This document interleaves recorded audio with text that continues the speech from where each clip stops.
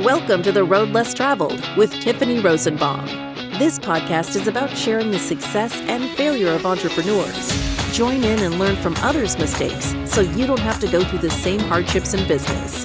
Now let's welcome your host, business coach, real estate investor, and proud wife and mom, Tiffany Rosenbaum. Welcome to another episode of The Road Less Traveled. We are here with Ryan today, and I am so excited because it's not very often that we bring a lawyer on that started working for another law firm, but then decided, guess what? It's time to go out on my own and make it big. He has grown a phenomenal law firm and does so many other things and so many other businesses on the side. We're going to talk to him today. Thank you so much for coming on today, Ryan. So happy to be here. It's like natural conversation, right? We could do this all day long. Yes, yeah. I do feel like I could talk to you all day long. Yeah, 100%. But I want to go from that moment where you were working for another law firm. Yeah. And, you're receiving a paycheck, but then you decide, I want something bigger. Okay, so that scary moment there, how did you go from, here's my paycheck, I have a wife, I have kids, and then, I want to go out on my own and try to risk it all? So I'll give you the short-ish version of that, if that's okay. That's fine. Okay, so I always knew that I wanted to be an entrepreneur for years, but lawyers, we're trained in law school how to avoid risk. I mean, think about it. All I do all day, every day as a lawyer is identify risk, identify challenge, and literally say, don't do this because it's risky. That's what I tell my clients all day long. So I got stuck in law where basically I would overanalyze everything, including my own life decisions. So I wasn't taking any risks in my life. I did everything traditional. So I mean, literally went to law school, went to the small firm, then went to the top and went to the big firm, and then did the corporate ladder thing. So junior associate, senior associate, partner, all that stuff. I was making like $400,000 a year. I mean, life was great from outside perspective, but I wasn't really risking anything. And so I don't know if I think I've told you the story about what happened with COVID for me. So, yeah, tell the viewers, because usually there's something like that that happens where someone's like, okay, something has to change. Total one of those gut punch moments where it was like come to Jesus moments. So I had COVID really bad. For whatever reason, it kicked my butt. I ended up isolated away from my wife and kids for 17 days. Ended up in the hospital, and there was a couple days there where it was kind of touch and go, where I genuinely didn't know if I was going to wake up in the morning. And I'll be honest with you, when you're sitting there, it was July 3rd, like 3 o'clock in the morning, and I didn't want to go to bed because I worried if I would fall asleep that I wouldn't wake up. And that's a really scary thing to kind of look yourself in the mirror and be like, wow, I might not wake up tomorrow. And what's weird is all the things that I was worried about, like what happens if I fail, what happens if it goes wrong, none of that mattered. Like, okay, so if it goes wrong, then I go get another job, or I keep going and it's difficult. So what? At least I'm there. At least I have all the goodness of my life. Like, again, all that it came down to was my relationship with my family and my relationship with God. All the other fears didn't really matter. So I kind of, thankfully, obviously, didn't die from that, worked out. And got to the point where I was like, I think I need more out of life. And I realized what was preventing me from doing more was I wasn't willing to risk more. I was doing the very traditional path, and everything was given, right? I mean, I worked my butt off, don't get me wrong, but it wasn't risky. And I realized that was what was missing. And so I kind of learned this pendulum analogy. Like, I felt stuck in life because the pendulum wasn't able to swing. Like, it wasn't able to go all the way to the other side of loss or the other side of gain, right? It couldn't go that direction. So I felt stuck for a long time. So I told my partners at the last firm, I said, here's what I want to do. I want to go build something special. And they said, well, that's not really what we do here. Like, again, you just work your way up. And I said, well, I don't think that's going to work then. So I left with no clients, like literally. I mean, I was a corporate lawyer, right? So my clients were banks and insurance companies, right? So we did multi-billion-dollar, deals and litigation and for huge corporations. And none of those are going to go to a small little practice like me. So I left with just me. And it was, I mean, the amount of anxiety you can imagine, I mean, so much stress, so much anxiety. But again, so what? If it doesn't go well, then what, you go get another job? Okay. So yeah, again, there's the opportunity for failure allows the opportunity for growth. Oh, 100%. Yeah. But you had a family. Yep. How, when you went to your wife and I've met your wife. She's amazing. Yeah. But when you went to your wife and you're like, dear, I want to give up my perfect little check, and not little, it's actually pretty big for most people, and go start with nothing. Yeah. What was her response? To her credit, she kind of knew that I always wanted to do that. And so she was my biggest cheerleader. I mean, she honestly was like, yeah, that sounds right. You got to go do that. And again, I read a great book by, what's his name? Mark Manson is his name. The Subtle Art of Not Giving an F. Have you ever read that book? No, I have not. It's awesome. Okay, I'll have to read recommend. it now. He's a great follow on Instagram too. Mark, shout out to him. I've met him once. So he talks about what is it really that risky? I mean, on the scale of 1 to 10, it's not like I'm going to lose my house or my family or the worst case scenario is that it's a rough year, and then I have to go get another job, and maybe it's a setback. So in the real scale of things, it's maybe like a 3 out of 10. It's not that bad, and I think my wife understood that. She's like, I mean, you have a degree, I have a law degree, I can always get a job, I can always go do something else. What's the worst that'll happen? And that's kind of where she operated from. She goes, you know what? I think you'd be disappointed in yourself if you didn't try. So that's amazing, because it takes a lot from the spouse as well to be able to support that. Yeah. Because some spouses are they need security, right. And so my sister comes from that. I know when Daniel and I started up our businesses, it was like, yeah, no, how do I make 100%. sure, But okay, so then she supported. You started it. Now, what were some pitfalls you had? Because no businesses get off the ground without pitfalls. I mean, let's be honest here. I'm dealing with the pitfalls. I mean, it's part of life right now. So I went with a couple buddies of mine that I've known my whole life, right? So these guys, really, really good high school friends of mine that do different practice areas, and estate planning, probate, commercial, but then no one was doing business or insurance stuff, which is what I do. And so I said, and those guys focused on those practice areas. I focused on my practice areas. But again, we're kind of we're untraditional in a sense that we're not really partners, right? We're kind of like a co-op. We each run our own little practice. We each run our own P&L. We don't profit share. So it's kind of like a weird co-op. But you share the expenses, right? We share some expenses, like a building and one employee. I mean, it's very minimal. So partners, but only in a sense, right? Kind of unique. Yeah, it's very unique. The blessing of doing that is we don't really care what each other does as long as we don't step on each other's toes. And we really don't. The only challenge with it is, and this is one of the challenges I've been dealing with, and this is what I want to share some ideas. It gets to a point where they're running their really wonderful practices, but they want to stay 2, 3, 4 lawyer practices at the most. I don't. I mean, I built to 7 lawyers in a year. And so I quickly kind of got larger than what this co-op model fit. And that's caused tension for sure in the existing group that I'm at right now. And I love those guys to death. They're really, really wonderful people.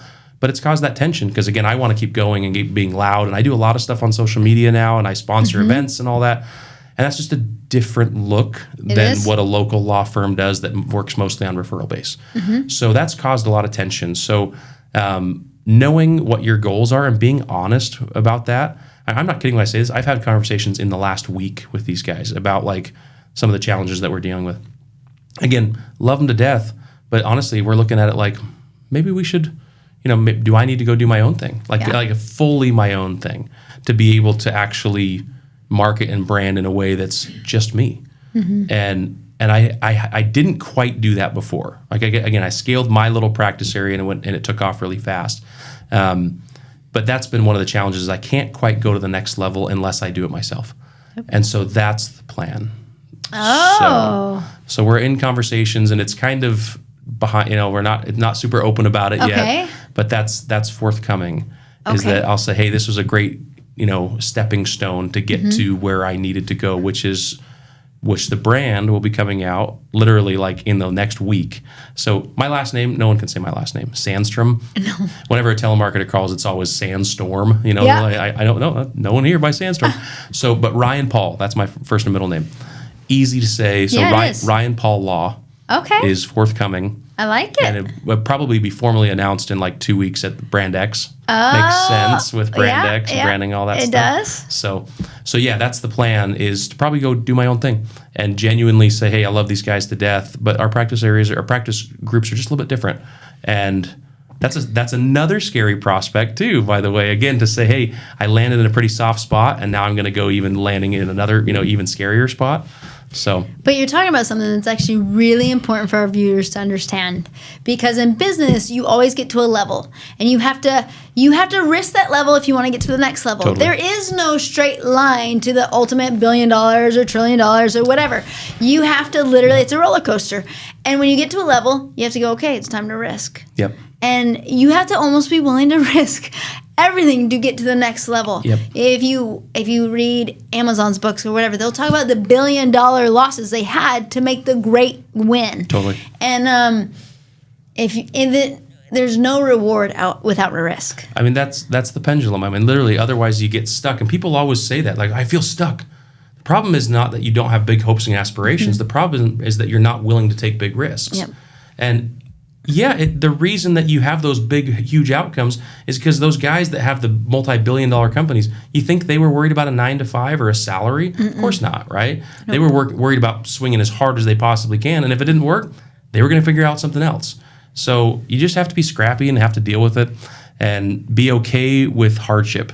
I mean, you know this as an entrepreneur, like, we deal with some hard stuff all the time. Sometimes it's our own making, let's be honest. Yes. We get in our own way, like 100%.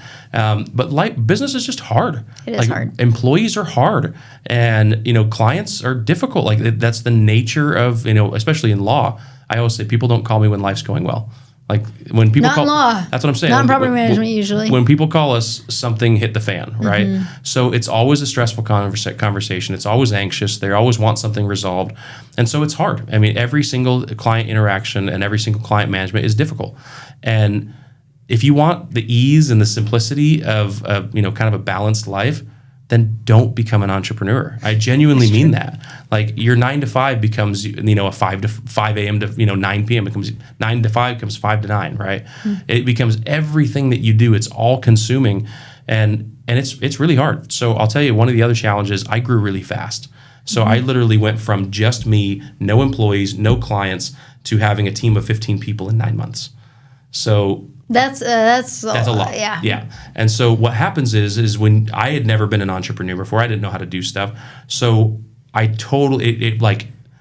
I did it great in the sense that I built really fast, and I left money in the bank and I didn't take it off the table. Mm-hmm. And we built really fast because I could hire out. But then all of a sudden I'm like, shoot, what are our systems? Your infrastructure usually cracks. It was way behind. So, I mean, Hormozi talks about it. You have your marketing arm and then you have your infrastructure arm, right? And so my marketing went like really fast, and the infrastructure was slow to catch up.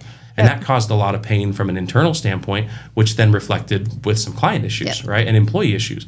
So you almost get to the point where you go marketing and then you have to catch up on infrastructure. Otherwise, you're going to overpay, right? Mm-hmm. So, and then eventually you hope to get to the point where those things are kind of moving at the same time. I overdid it a little bit on the infrastructure afterwards, paid for a lot of CRMs and all that craziness. And then all of a sudden now it's like, okay, I need to now ramp up the marketing to support now an expensive firm. Mm-hmm. So yeah, it's easy to grow too fast.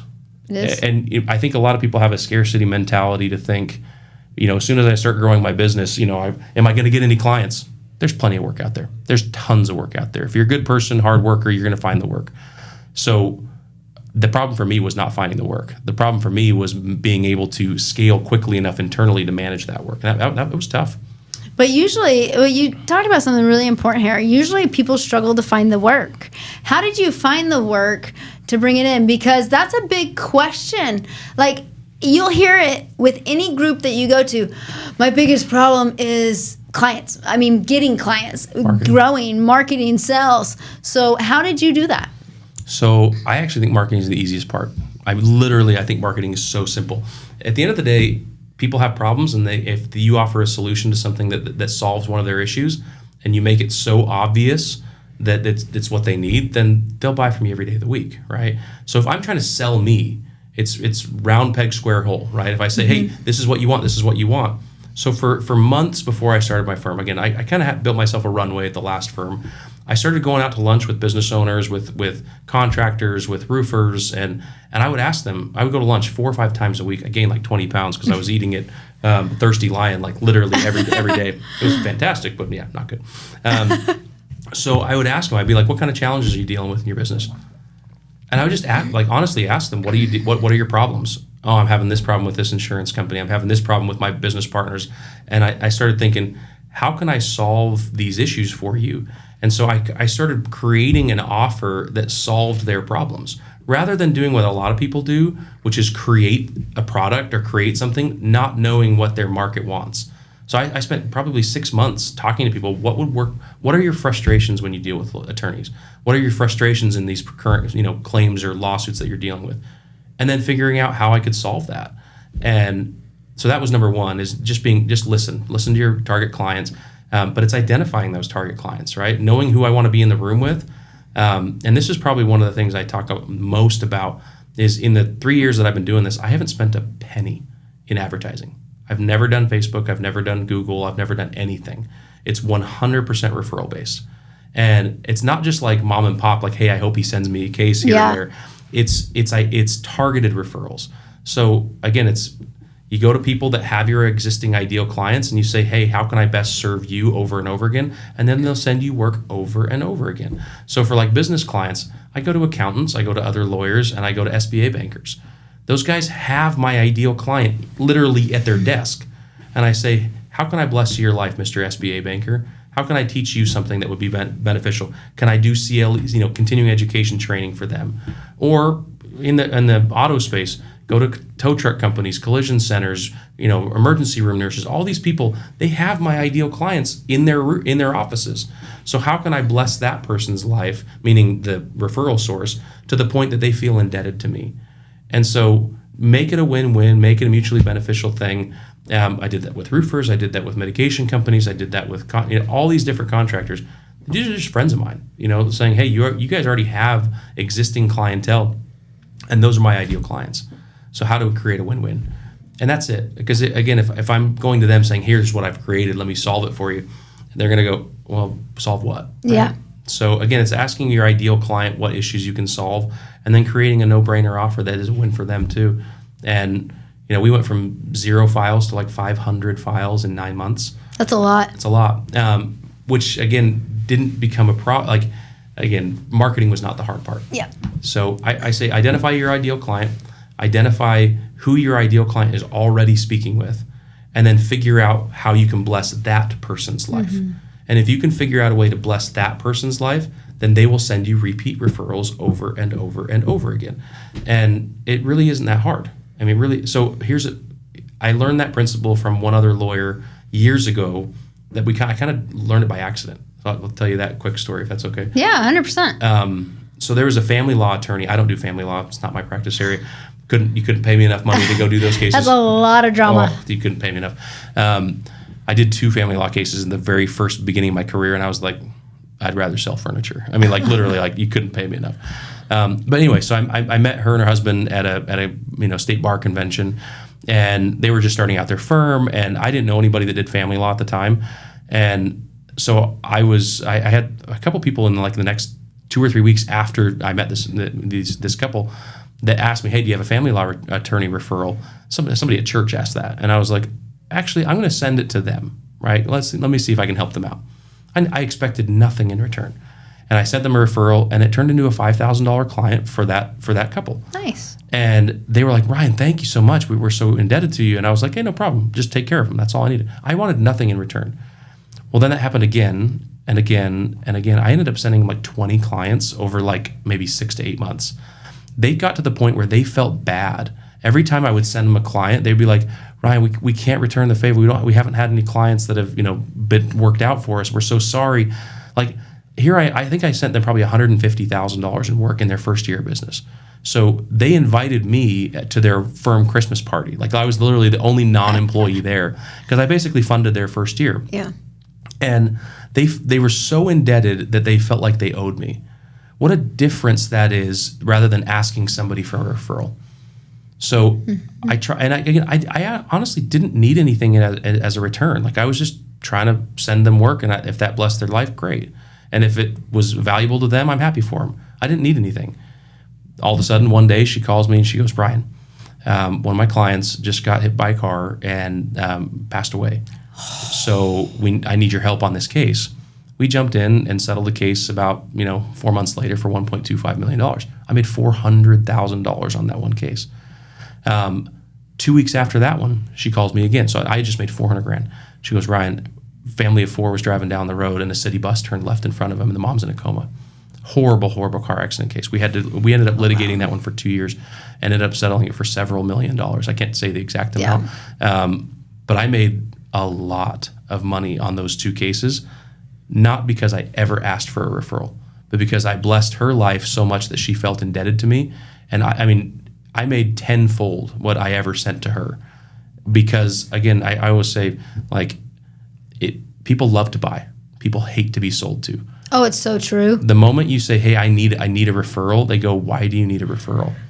But if I say, hey, I can bless your life in one of many different ways. I can send you cases. I can, entertain you somehow, just show you that you're a valuable person in my life, become friends with you. Now, a referral, if you want to pay a referral, which you can do now in Arizona in law, that changed a couple of years ago. Oh, you can't do that in real estate if you don't have a license. Yeah, it's brand new. So they just changed the law in Arizona a couple of years ago. Nice. So, so again, like, no matter what way you're incentivizing that relationship or making them feel like they owe you something, figure out a way to bless their life. That's the answer. Is if you want more cases, it's the go giver. Go give more, go do more, go be proactive for other people's benefit, create value in their life. And then the next thing you know, it's going to turn around and you will reap the benefits tenfold without even asking for it. It's awesome. It really is awesome. It's amazing to watch because you didn't put any money into advertising. Right. And what you said was that wasn't the problem because advertising and marketing is easy to you. But usually when it's easy on advertising and marketing, there's an issue over here going on. And every business has it on the operational, 100%. strategic side. So what did you do to get that up and going? Because 9 times out of 10, when you're feeding this thing, either it's got a lion ready to roar pretty soon, or a volcano. And that's kind of where, honestly, that was the reckoning that was the learning experience for me. Marketing was fun and easy. I enjoyed that side of it. The infrastructure side I had to learn. So number one is not taking money out too quickly. All right, making sure you have the resources. And like, I didn't take a dime out for like 9 months, and I did that on purpose because I wanted to have enough money to be able to hire the next 2 people. So be patient. That number one is just be patient with the money. And then secondly is figure out, KPIs and systems. I realized that we were having some clients that would call in, they'd be like, hey, what's the status of my case? And I'm like, I don't like that they're asking. I would rather be ahead of that. So then we put in timelines for them to be able to, we have to check in with clients. And some of these cases sit for a long time because there's a lot of time in between discovery and all that. And so now we have requirements to check in with clients. We have at least every 30 days, and these cases tend to take a year or two. Every 30 days, we have to have some kind of correspondence with the client. That's mandatory. So then we have a CRM now, which tracks how often we talk to them. And if there is a phone call or a text message or an email that goes out, that now 30-day resets. So there's at least an opportunity to talk to the client every 30 days. That way we avoid a lot of that, incoming to say, hey, what's going on? What's the status? So we avoid a lot of challenge that way. And then responsiveness to emails, like we track that, to say, hey, you got to make sure that you respond within 24 hours. I don't want clients thinking that their case isn't important. Even though we have 400 or 500 other cases, their case is important. And they need to feel like they're a priority, even if they're one of many. So again, timeliness and responsiveness. And then the last thing we did is we built case roadmaps. So I always say happiness is at the intersection of expectation and reality. Oh, that's so true. Oh, yeah. I like that one a lot. Yeah. So I think I have that on my wall somewhere. Okay, I like it. I have so many little isms, it's ridiculous. Like little quotes I could put somewhere. But it's so true because expectations are what kills client and company relationships a lot of times because they don't know what's going on. They think they should have these expectations, but they're not realistic expectations. Right. So it's so important that those come together. Yeah. I love software, so I am going to ask real quick, what do you manage your emails in to track it, to know that they're responding, and what's your CRM? So it's a law-specific CRM. It's called FileVine, and it's all done internally. Nice. So all the emails, there's an auto text messaging function. There's auto review functions, so you can push out reviews. And then it's pretty fascinating. If you get a 5-star review from a client, it pushes it to Google. If you get anything less, it holds it within the system. Oh, yes. So, which is awesome because then you can kind of mitigate. Then they think I did the review once. Yes. Not going public. So FileVine's the one that we use. We have another system. FileVine does really, really well for some of our contingency, like insurance, bad faith, personal injury claims. doesn't do very well for billable hour type stuff, Okay.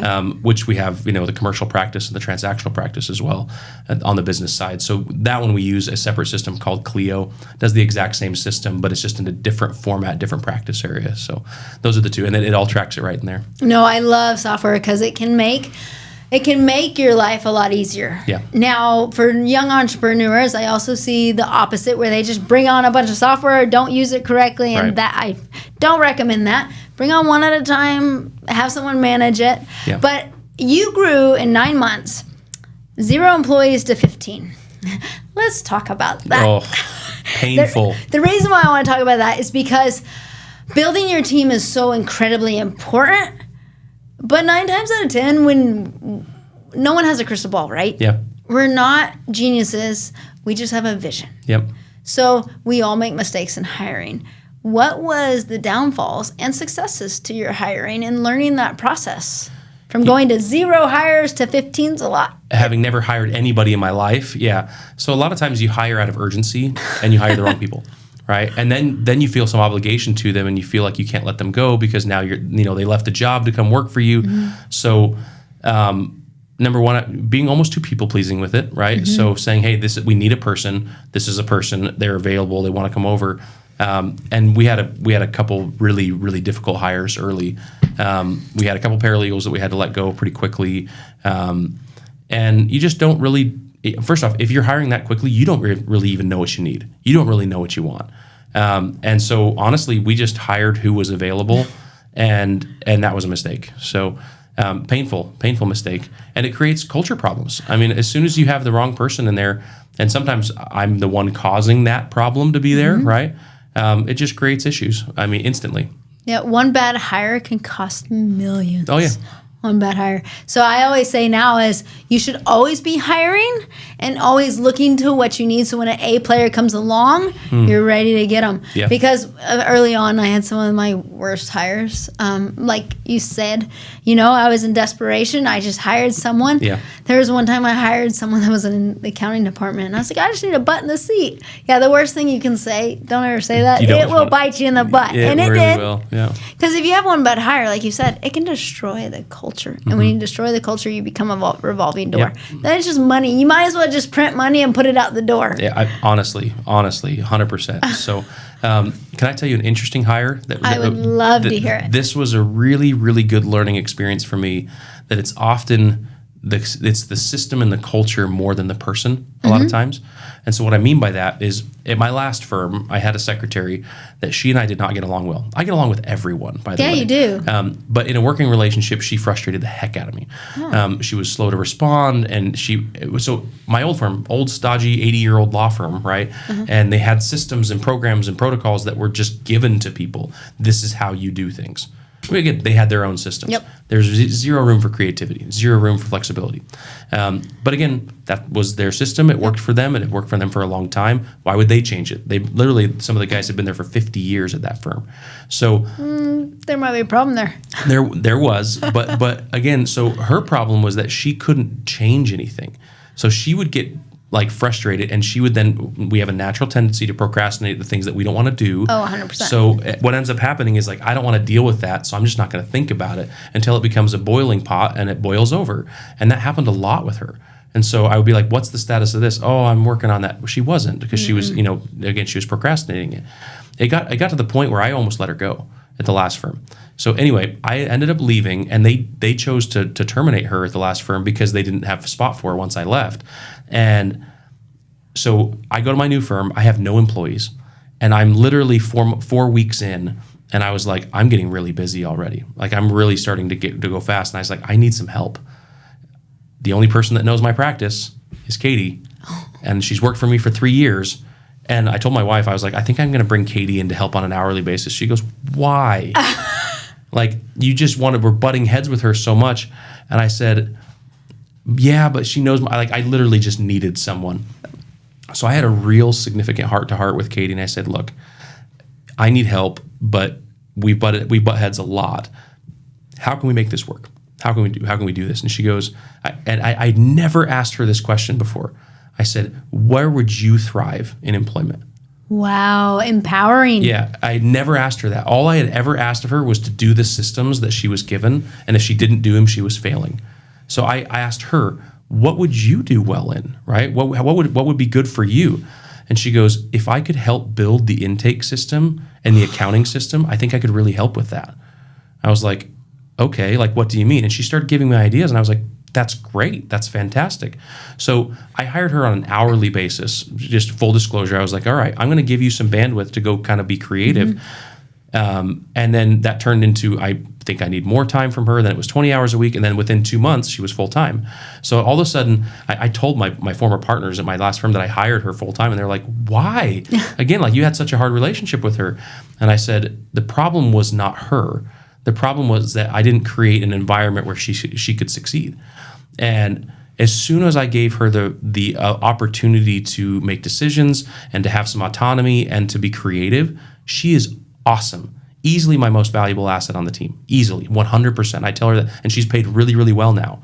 So this is now 3 years later. She's worked for me for 6 years in 2 different positions, and she's thrived in the one that made sense for her. But because I gave her the opportunity to make it make sense.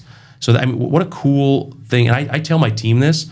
I was like, a lot of times it's not, hey, do my system. It's let's figure out the system that you can thrive in as long as that fits within our culture and within our parameters. I love that story for so many reasons, but mainly because so many times when young entrepreneurs come in and they start a business, like it has to be done this way because they feel like they know best. Yep. But really, we don't always know what's best. We have a vision, we know where we want to go. Yep. But someone else is better in accounting, someone is better in systems, someone is better than everything else. Totally. We just know how to get there. Yep. And it's interesting that you said that because I do feel in culture, you got to give the opportunity for the team to give feedback, their ideas. It doesn't mean we do everything they say, but usually by 2 ideas coming or 3 ideas coming, then the best idea comes together and then we're able to grow together. Totally. You know, when you told me that story, I loved it because I had my bad hires, and then I hired someone, and it was my number 2, and he came to me one day, and he goes, hey, Tiff, can we talk? I was like, shoot. You know that talk? Yeah. Can we talk? Yeah. And I was like, yeah. So I was like, okay, it's one of these talks where I just need to shut my mouth. I'm just going to shut my mouth. And I have a very high D personality, if anybody knows the DISC profile in the I, so that's really hard for me sometimes. Okay. So I was sitting there, and I was like, okay. And he's like, Tiff, I think we need to change the culture. Okay, I understand that. I agree. And he goes, we have to give the team the ability to give feedback. And there's certain meetings we need to have to be able to have it. And we went through this meeting and we started to create stuff. And all of a sudden, the culture started to change because the team felt empowered. They were able to give feedback. They were able to talk about the processes and how we can make them better. So all of a sudden, they became in charge of the process. It doesn't mean they could change it without leveling up, but they became in charge of their position. And we would go to them and say, is there a position that you think you'd be better at? Because the purpose of a company, and I always say this, I love this saying, is a business is a living, breathing organism. It should give life to many, not just one. And so many times when entrepreneurs come in, it's like it gives life to one, but that's not what it should be. It should be a team and building families and helping out and being a place of harmony. Yeah. So I love the story you said because so many times I find that entrepreneurs fell at that at the early stages because sometimes it's hard to hear the feedback. Yeah. Oh, totally. You know, what's interesting though is even though I knew that principle, I don't think I had perfected it. Right? You learn from your mistakes, right? Yes. Which is honestly one of the most valuable things about being an entrepreneur is you are exposed all the time. And so you have to figure yourself out. And if there's some shortcoming or problem, it's going to be exposed and you're going to have to work on it. So one of the other challenges I hired an employee who was one of my attorneys, and he was really good, really good lawyer, good writer. But I think I gave him too much autonomy. So to the point where he felt like almost like it was a little bit too much burden on him, too much pressure. Young guy, young lawyer out of school. And I didn't realize that. I didn't ask him if he was okay with me sending, like a brand new file would come in. I'd say, hey, you can handle that one, right? And granted, we would have accountability meetings and things like that, see how his files were going. But I think I gave him too much to where he was saying, I'm doing all this work. Why am I not being paid more? That's the conversation he's having in his mind. And so again, I don't think I asked the right question there. And so eventually he came to me and he had the conversation. He goes, you know what? I got an offer that's more lucrative at another firm. And I was like, darn it. Yeah, I didn't take the time to understand what he wanted, so he found something that he wanted. Yeah. So if you don't create the culture that somebody wants, they will find it elsewhere. And that was just earlier this year.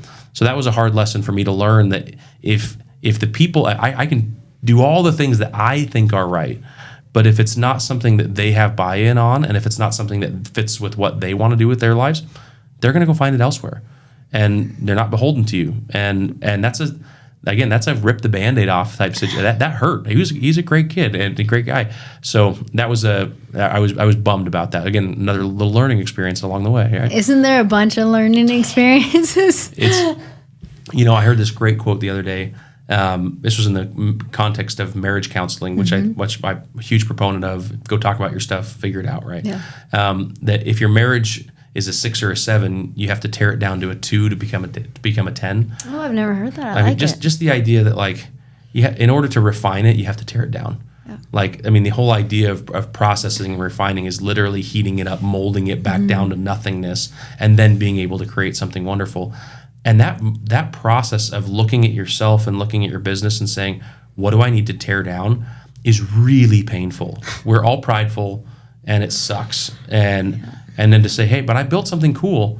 Well, what got you to 2 million won't get you to 10 million. No. And what gets you to 10 million won't get you to 100 million. Mm-mm. And so it's really, really painful, and it takes a lot of, it's a humbling experience. So I feel like this 2024 has been a little bit humbling for me. I think you want to be humble, be a business owner. 100%. Because you have to be willing to look inward and say, I made a mistake. Yep. Or I screwed up here and I lost the employee because of me. Yep.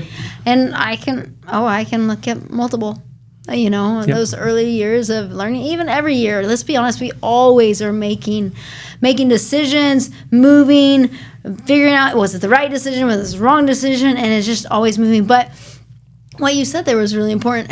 But I want to ask, so our viewers can hear it, how are you creating the culture to give feedback, find out if they're in the right spot? How are you doing that? So that's what we're honestly doing right now. Awesome. I feel like we're in the middle of that. So having a coach, having somebody that you can talk to about what you think is important, because leaders, entrepreneurs, you're the visionary, right? And your job is to get everybody around you to be excited about the vision. And if they don't see the same vision, then maybe they're not part of your tribe.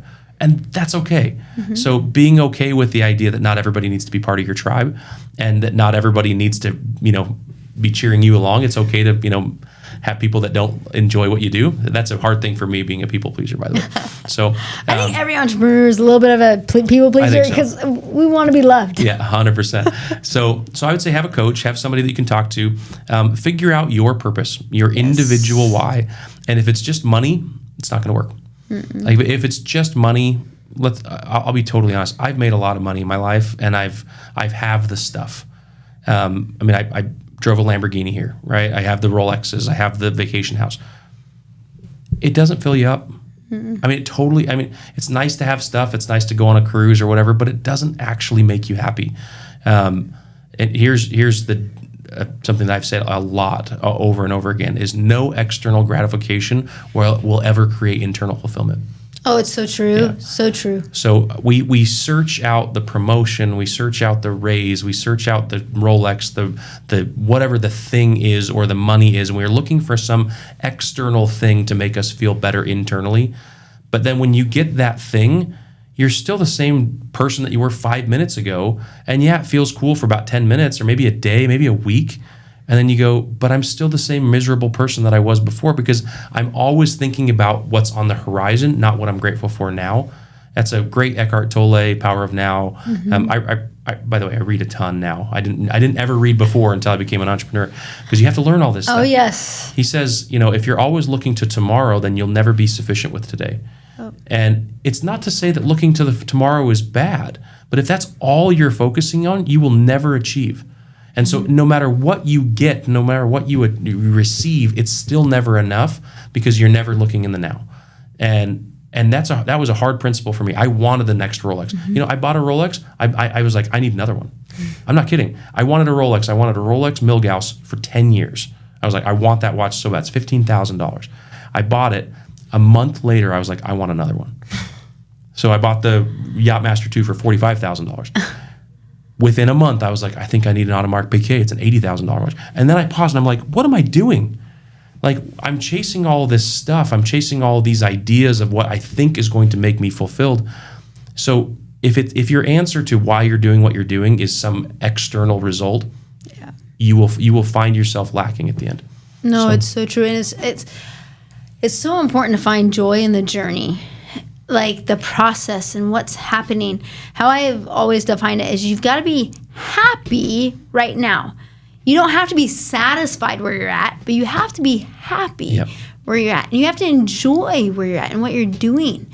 Like, now don't get me wrong. There's days that I'm like, can I throw the computer across the wall? 100%. Okay? There's those days that just flat out suck.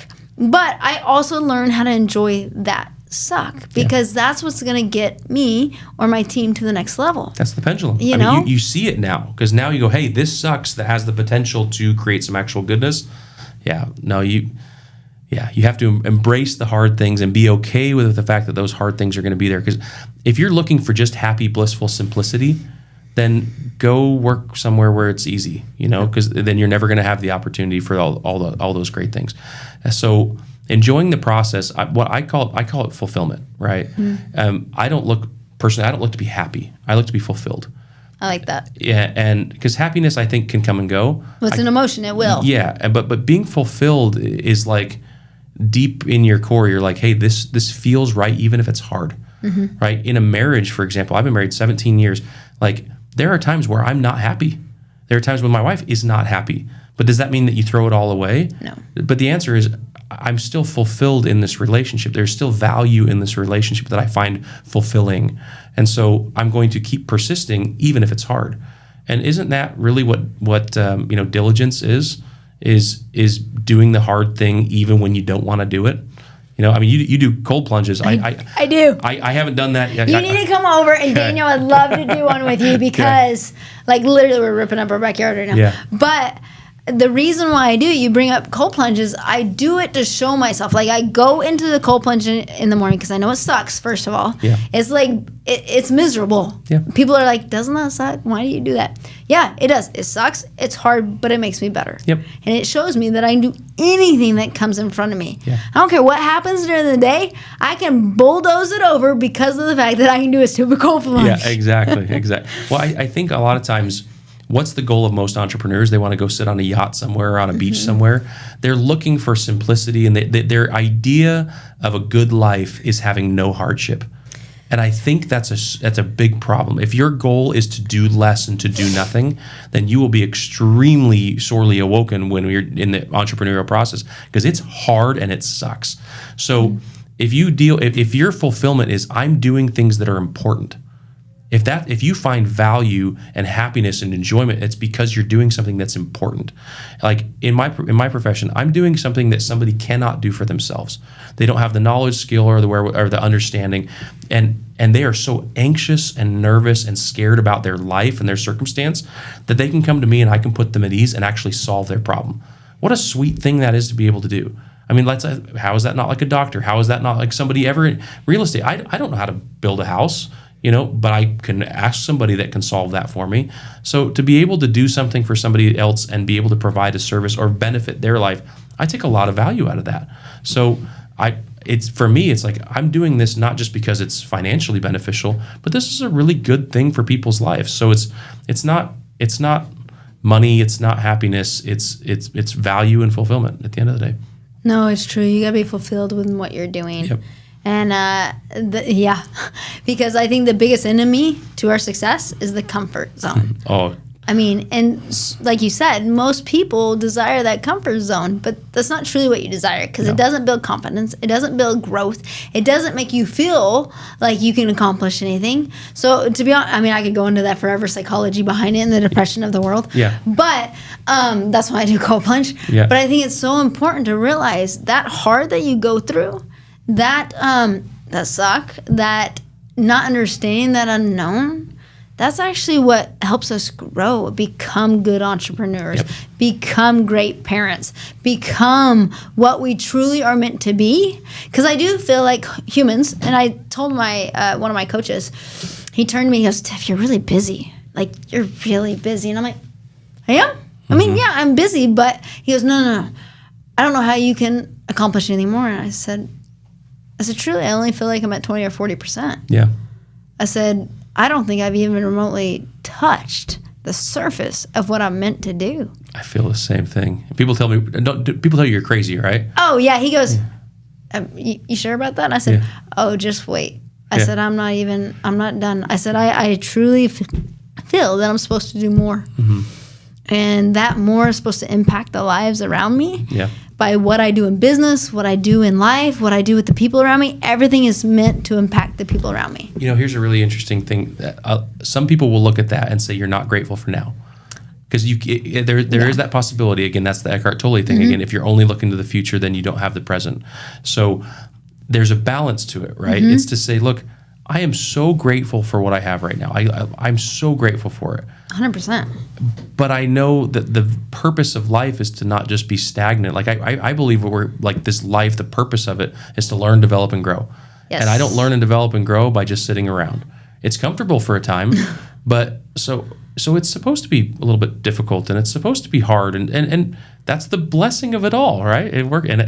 You work through all those challenges and then you have the opportunity to be fulfilled. That's the purpose of life, not to be comfortable. It is, because if we're comfortable, we're not doing what we're meant to do. Humans are meant to move, meant to grow, to develop, to create. At the very beginning, we talked about that. Yeah. At the very beginning, you talked about being creative. Yeah. If anybody reads, Bill is new CEO of Disney. Yeah. He talks about this a lot because even Disney got out of the creative mode. Apple even talks about this, that once they would get their people back into the creative mode, that's when the companies did good. When they took their people out of the creative mode, that's when their companies actually went down. We are meant to create. We're meant to think. We're meant to develop. We were made in the image of God, who is a creator. We were literally created in the image of a creator. So the moment that we stop creating, we start defying our natural, God-given ability to create. I'm convinced that of all the things that I'm supposed to do in this life, it's to create. So outside of practice, I write music, I write books. Like it's entrepreneurial endeavors. That is creation, and experiences with my kids. It's all creation. So if you're not doing those things, if you're not, and all those things are hard. All those things are not easy, right? They're all a struggle. They're all difficult. But I literally think being made in the image of God is being made to create. And if you're not being creative, then you're literally defying your purpose on earth. I love that. Yeah. Now, I have a question because we're talking about business and we're talking about creating. How are you implementing that in your business? Like, how do you get your people to create, to be creative? Yeah. So we have team heads, right? So different departments have team heads. First off, they're incentivized to make sure that their teams are the most efficient and profitable they can. They get a percentage of their net, right? Nice. So they want it to be good. We have a technology meeting once a month, and we talk about like, hey, what do we need to implement within your group to make this more profitable or to make this better? So we're asking them, what do you guys think? Yep. And I tell them, and I don't care if it comes from a secretary or an overseas, $6 an hour data entry person, or if it comes from a partner. If it's a good idea, it's a good idea. Totally agree. And so we don't minimize anybody's suggestion just because it came from somebody over another. And we ask them what they think. I'll tell you, one of my associate attorneys, he's really good on the tech side. He's been absolutely instrumental in helping us implement really cool systems on the tech side. That's not necessarily my forte. I love the marketing. I love the hustle and the relationship side. That's not his forte. So what a blessing it is that I've learned that his forte is the tech side. So of course I'm going to ask him, hey, what do you feel about this? How do you think we should implement that? So creating a space, creating a reoccurring space for them to share their opinions, I think is really important. And then not turning down somebody's idea just because you didn't come up with it. That's a little humility, right? Recognizing that you hired people, so let them be creative.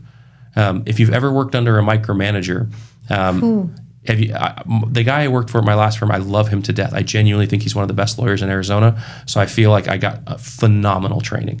I really feel like I could practice law against anybody in the state and I could go toe to toe with him because of his training.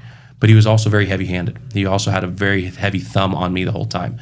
And I asked him one time, kind of like in an argument, I was like, why do you even hire me?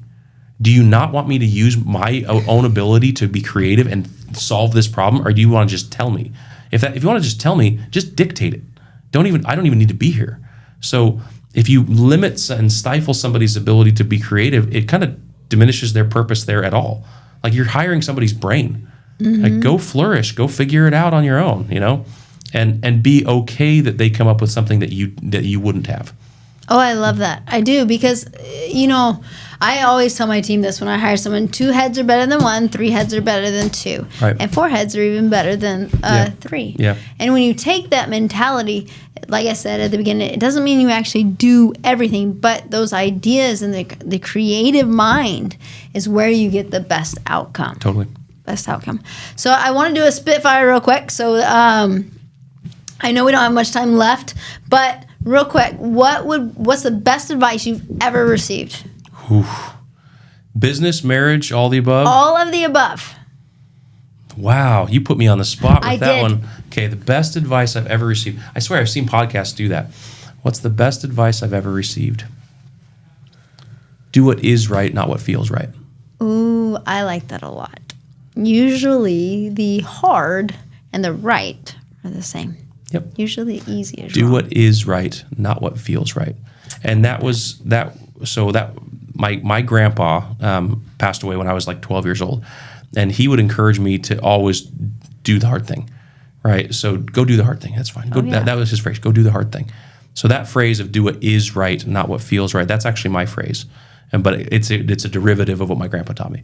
I like that. Do what is right, not what feels right. If you go by what feels right, you will be lazy. You'll probably be a drug addict, and you'll do easy things your whole life because it feels good. All of the things that feel good are all fleeting.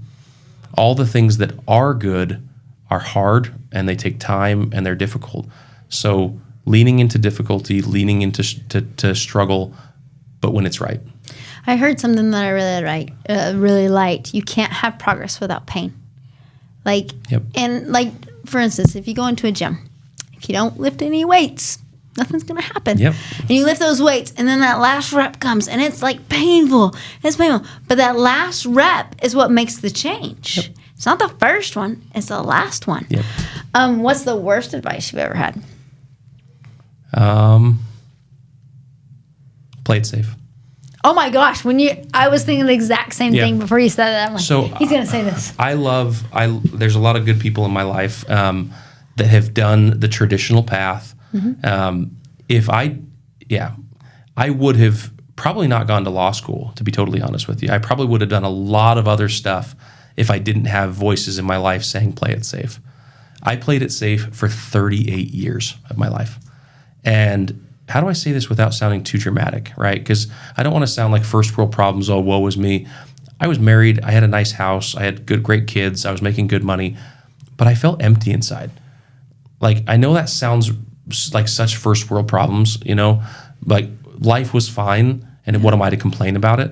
But I just felt like I wasn't doing anything that was meaningful, and I was just existing. There's a phrase in Russian, your husband and I, we did a church mission together in Russia.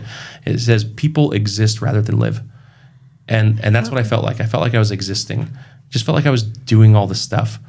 And playing it safe is safe. There is, talking to your child about playing it safe, you don't want them to get hurt. But you also want them to learn and grow and develop and do crazy stuff, which is going to require them to make some dumb decisions sometimes. So I feel like if I tell my kids now, I have 4 little kids, I want them to screw up. I really do. And you got to be careful, because you can't be that parent that tells them they want them to screw up and then come down on them hard when they do. So now you have to say, what did you learn from this? How can you grow from this? What are you going to do? How are you going to solve this? So I would say playing it safe,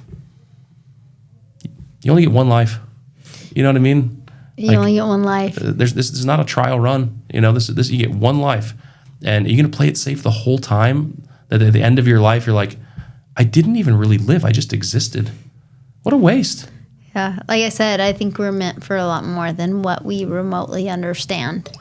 And I think that's the important part as we do this is, when you really understand playing it safe is not what we're meant to do, you only miss 100% of the shots you don't take, right? Wayne Gretzky or Michael Scott. Yeah, one of those. I love that because it's true. Like, you only miss 100% of the shots you don't take. 100%. Take the shot. If you miss one, not a big deal. Get back up. Michael Jordan, he missed how many shots? Yeah. A lot. Game-winning shots, too, at times. But he kept on taking them. And then he had 6 championships because he kept taking them. Well, to put it in context, if I had not taken that plunge, if I had not taken that leap of faith, I mean, my life would have been still fine. It would have been a 6 or 7, but I tore it down to a 2, and then all of a sudden I made $4 million in like a few months. It's like, holy crap! We did 8 figures. We did $10 million worth of revenue in like 3 years. That's awesome. That would have never been a possibility. And then now here I'm like, okay, I'm tearing it back down again to now try to get it to 20, and it's scary every time. Like, to be honest, I actually think it gets scarier. Oh, it does, because now you can lose more. 100%. The pendulum is all the way over here now, and it can go all the way back the other way, back to eating top ramen and macaroni. And once you have the comfortable, it's really hard to want to risk that. It is really hard to risk that. And there's you don't always have to go all in for everything. I mean, there's a balance to it, again, because there is some balance with being grateful along the way. But recognizing it's honoring that feeling of feeling stuck. If you feel like, hey, I know there's more, I know I should do more, then you have to risk more. Yes. Like, you can't have it both ways. If you feel like there's more at end of the, like if you're like totally maxed out. I have friends of mine that run very small businesses, and they have 2 or 3 employees. They are so happy and so grateful, and they genuinely don't feel the desire for more. In a way, I'm like, good for you. Like, I don't look down on that person at all, and I say, I'm glad that you found the piece that works for you, and good for you. For me, that doesn't work, and I want more out of it, and I think there is more still to go. And so it's honoring that feeling. If you feel like there's more to do it. Yes. And if you feel like there's more to do, don't just say no because it's hard. Do it because it is hard, right? Yes. Yeah. No, 100%. Now, a lot of our entrepreneurs that are listening, they're going through this up and down, this roller coaster. Ryan, what would you tell them? What advice would you give them to realize, hey, this is all normal? It is all normal. I mean, what advice would I give to a young entrepreneur that's going through it right now? Be patient with yourself. Be patient with the process. It's harder than you will think. It will take more than you will ever think, and that's okay, right? It's okay to struggle. It's okay to have this frustration. It's okay to screw up. But to your point, like, if you don't try, you're never going to have an opportunity to succeed. So at least give it a shot. And your worst case scenario is probably a 3 out of 10. Again, that Mark Manson thing, it's really not that bad. You're going to be fine. It might be hard for a year, but you're going to be fine. And you're along the way. Another great idea is you either succeed or you learn, right? Oh, I like that. If you, and I've had both of those things happen over the last 3 years. I succeeded for a time, and then I messed up, and I had to learn. And then I succeeded again for a time, and then I messed up again. I had to learn. So you're either succeeding or you're learning. So take the wins when you can, understand the losses, grow from them. It doesn't all have to be this linear path to success. It's okay that it's up and down and it's a struggle, and just embrace the challenges. And again, enjoy the process of difficulty, because that truly is who you're becoming along the way, is that somebody who tried and true, who understands how to deal with that hard stuff. No, enjoy the process. Enjoy the journey. What's the phrase? Easy times make weak people. Oh, yeah. Right? I love that phrase. Yeah. Easy times make weak people. Hard times make strong people. 100%. You want to be somebody that you are proud of. And if you know Wes Watson, I know Wes personally. I've hung out with Wes a few times. He says a great phrase. I mean, I don't agree with everything that Wes says, but there's something he says. He said, become the man that you are, become the best man that you've ever met. I think that's kind of cool. I like it. Become the best man that you've ever met. So, like, literally do the stuff, like, become the type of person that would do those hard things. So here's a really cool thing. I love explaining it this way. For a long, long time, we're taught, it's almost like a maturity process. It's an external motivation. You should go running in the morning. You should eat healthy. You should do these things. You should be coming out. You should go to school. It's all these external things. And at some point, it shifts and it becomes internal. Now it's not somebody else telling you to do those things. It's you know those things are right and you do them even though they're hard. So that to me is the entrepreneurial process. Is your whole life you've been being fed information. And then all of a sudden you go, now I need to become somebody that would do those things. And so to me, that is like the definition of becoming, is rather than having external input to teach me what to do, it's integrity-based rather than obedience-based. So now I get to do the things because I am the type of person that would do those things. And so if you're struggling with something right now, if entrepreneurs are having a hard time, look at yourself and say, am I the type of person that would do that thing? And if you're not, fix yourself. Go to work on yourself. Tear yourself down to a 2, and it's going to suck again. But guess what? It's pretty awesome when you get back on the other side and you go, wow, that was worth it. I mean, every aspect of business, every aspect of marriage, every aspect of health, it always gets better after it got worse.